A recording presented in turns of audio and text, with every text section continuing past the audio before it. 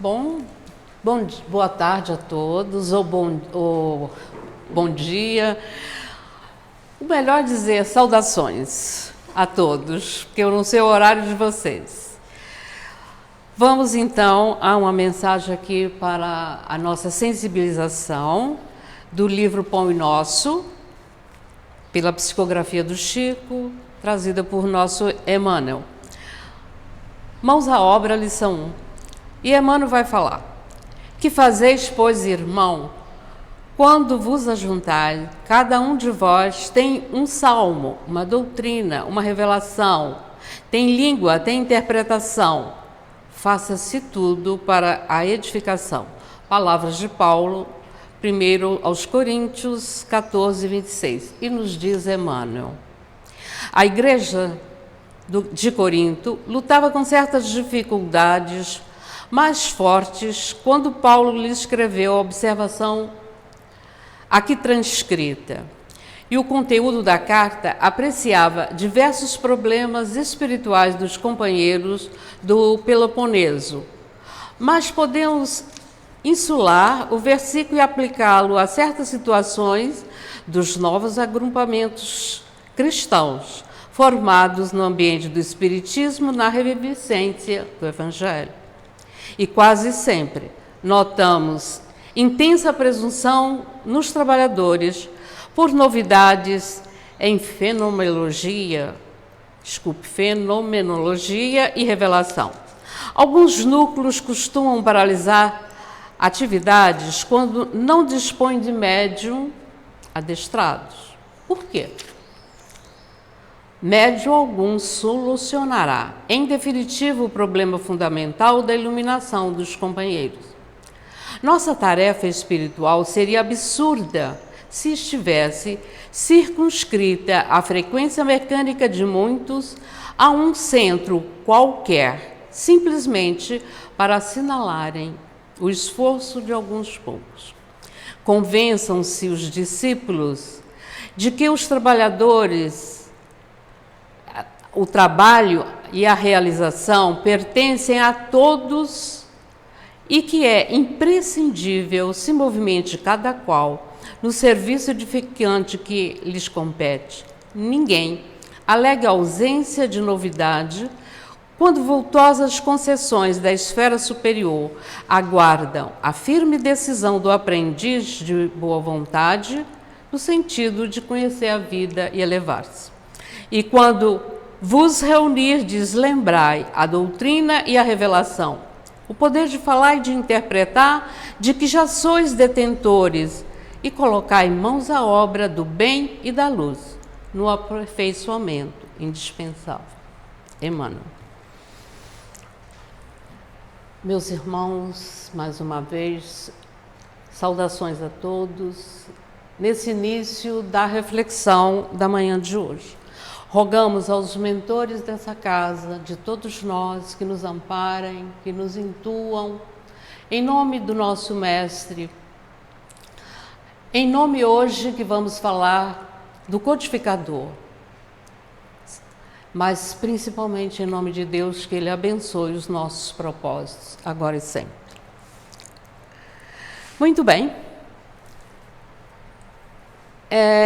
A mensagem vem a calhar. Falarmos de Kardec hoje, eu procurarei sair do lugar comum.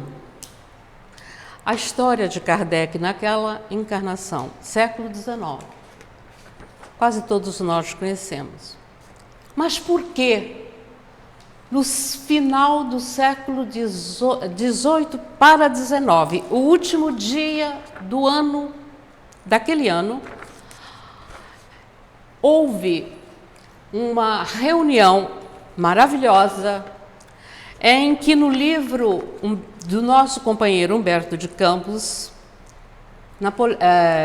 Cartas e Crônicas, desculpem, e que essa mensagem tratando de Napoleão e Kardec, ele vai nos trazer mais uma vez, não é uma nova revelação, porque todo o Evangelho do Cristo nós já conhecemos, mas ainda não praticamos como deveríamos. Tudo bem. É preciso se entender que neste século estava sendo materializado no planeta uma programação do nosso governador, do Cristo, o nosso mestre. Porque entendamos, o planeta tem um projeto a cumprir de evolução e progresso. Cada um de nós, nesta encarnação, temos um projeto e nas anteriores também. E a gente sabe que nem sempre conseguimos cumprir. E aqui está, neste momento, a apresentação do missionário escolhido por Jesus. E Humberto vai trazer esta reunião muito importante para confirmar o que eu estou dizendo. Era o início de mais uma tarefa para o progresso da Terra, o nosso orbe, a nossa casa e de todos nós. Então, diz Humberto de Campos, logo no início, que logo após o Brumário, de 9 de novembro de 1799, quando Napoleão se fizera o primeiro cônsul da República Francesa, reuniu-se na noite de 31 de dezembro deste ano, 1799, no coração da latinidade, em esferas superiores, grande assembleia de espíritos, sábios e benevolentes, para marcarem a entrada significativa do novo século. E ali estavam antigas personalidades de Roma imperial, pontífice e guerreiros das Gálias, figuras notáveis da Espanha ali se congregavam à espera do expressivo acontecimento.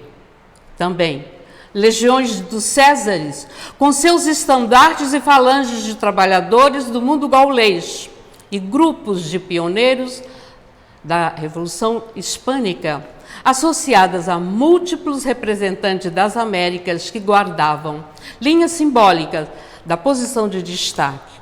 Mas não somente os latinos, interessantes, se faziam representados no grande conclave. Gregos ilustres, lembrando as confabulações da Acrópole gloriosa, e israelitas famosos, recordando o Templo de Jerusalém, e deputações eslavas e germânicas, grandes vultos da Inglaterra, sábios chineses, filósofos hindus, enfim, estavam ali reunidos, num encontro que hoje podemos chamar de ecumênico, as grandes figuras que trabalharam pelo planeta, por nós, para todos nós. E ainda, dentre essas grandes figuras também, ainda sacerdotes da Igreja Romana, continuadores de Maomé, ali se mostravam numa vasta convocação de forças da ciência e da cultura da humanidade. E nesse concerto de brilhantes delegações, que aí formava toda essa configuração representativa, também surgia espíritos de velhos batalhadores do progresso, que voltariam à liça carnal ou que a seguiriam de perto. Era a era da fraternidade da luz. E nesse deslumbrante espetáculo da espiritualidade superior, com a refulgência de suas almas, achavam-se ainda Sócrates, Fénelon, Aristóteles, Apolônio de Tiana, Orígenes, Hipócrates e Agostinho, Platão e Aristóteles, Tomás de Aquino, São Luís da França, Vicente de Paulo, Joana d'Arc, Teresa de Ávila e tantos outros grandes nomes. E ainda que não podemos prescindir, Colombo, Gutenberg, Pascoal, Swedenborg, Dante Alighieri, para mencionar apenas alguns heróis e paladinos da renovação terrestre. E em planos menos brilhantes ainda se encontrava no recinto maravilhoso trabalhadores de ordem inferior, como, entendam bem, incluindo muitos dos ilustres guilhotinados da Revolução Francesa, quais Luís XVI, Maria Antonieta, Robespierre, Danton, Madame Roland, André, enfim, Camille Desmoulins e tantos outros. E aí, meus irmãos, neste momento, de forma que ainda não entendiam, vejam só, invisíveis clarins soaram na direção do plano carnal e em breve instantes, no seio da noite que velava o corpo ciclópico do mundo europeu, emergiu sobre a custódia de esclarecidos mensageiros, reduzido cortejo, um irmão e amigo que se apresenta. Vejam só, eis que à frente o apóstolo da fé, sobre a égide do Cristo, descerá para a terra atormentada e no novo ciclo de conhecimento, e se apresenta a figura que encarnado, que estava ali em desdobramento, a figura de Napoleão Bonaparte. Que esta figura havia se comprometido com Cristo, que é quem está recebendo a voz de Jesus, recebendo essas criaturas, e diz a Napoleão: César ontem, hoje orientador, rende culto de tua veneração ante o pontífice da luz e renova perante o Evangelho o compromisso de auxiliar-lhes a obra renascente. Aqui se congregam conosco lidadores de todas as épocas, patriotas de Roma e das Gálias, generais, soldados que te acompanharam naqueles grandes conflitos da Farfalha, de Tapso e de Munda. Antigamente entrou no absoluto, está lembrando a voz. Pretendia-te como descendente dos deuses. E ele chama a atenção dessa alma. Agora, porém, o Supremo Senhor concedeu-te por berço uma ilha perdida no mar, para que não te esqueça da pequenez humana, que determinou voltasses ao coração do povo que outrora humilhastes e encarneceste, a fim de que lhes garanta a missão gigantesca junto à humanidade no século que vamos iniciar. E aí, meus irmãos, é preciso aqui fazermos um parênteses e explicarmos que Napoleão, nessa encarnação, tinha um compromisso para com esse missionário, não para uma nova doutrina, mas para um novo pensar e um novo agir para o progresso, porque a lei de progresso precisava fazer. E havíamos nos perdido ao longo dos séculos, desde a vinda do Cristo. E ele chama a atenção dessa figura, que conhecemos como Napoleão. Não acredites que as vitórias, ainda diz essa voz a Napoleão, das quais foste investido para o consulado, devem ser atribuídas exclusivamente ao teu gênio militar. A vontade do Senhor expressa-se em circunstância de vida a ungir-te com humildade. E novamente chama a atenção desse companheiro para a responsabilidade que ele havia empenhado antes de reencarnar. Quando, novamente, acontece algo maravilhoso, em que esta voz novamente afirma que ele não te macules com a escravidão dos povos fracos e oprimidos. E aí, meus irmãos, quando acontece ele chamando a atenção não só dessa figura conhecida como Napoleão, ele vai chamar a atenção para todos que ali estão pela responsabilidade com o que ele chama do progresso que teria que acontecer naquele novo século. E vejam só, quando ele novamente dentro desse ambiente maravilhoso, né? Novamente se eleva uma ponte elevadiça e surge estrelas que, quando caem ao chão, se transformam em pessoas. E essa voz diz assim: cânticos de alegria e esperança anunciavam nos céus a chegada do século XIX. E enquanto o Espírito de verdade, seguido por várias cortes resplandecentes, voltava para o além, dentre estas estrelas que tocam o chão, uma se revela em grandeza e luminosidade. E é a figura do missionário enviado pelo Cristo, escolhido pelo Cristo, que se dirige de uma maneira simples, fraterna e amorosa ao próprio Napoleão, que ao vê-lo reconhece e se encaminha vacilante a essa figura que se apresenta. E a voz ainda diz assim: o apóstolo que seria Allan Kardec, sustentando Napoleão nos braços, aconchega-o de encontro ao peito, bondosamente, até religá-lo ao corpo, porque ele está em desdobramento. Vejam que coisa mais linda. Amorosamente. E aí, esse mensageiro da renovação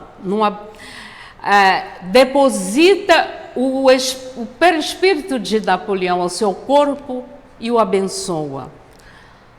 E aí, em 3 de outubro de 1804, o mensageiro da renovação renascia no lar abençoado de Leão, mas o primeiro cônsul da República Francesa, assim que se viu desembaraçado da influência benéfica e protetora do espírito de Allan Kardec e de seus cooperadores que retomavam pouco a pouco a integração ao volta ao corpo físico, confiantes e otimistas, Napoleão engalanou-se, vejam só, de púrpura e de mando, embriagado de poder, e se proclamou o imperador em 18 de maio de 1804.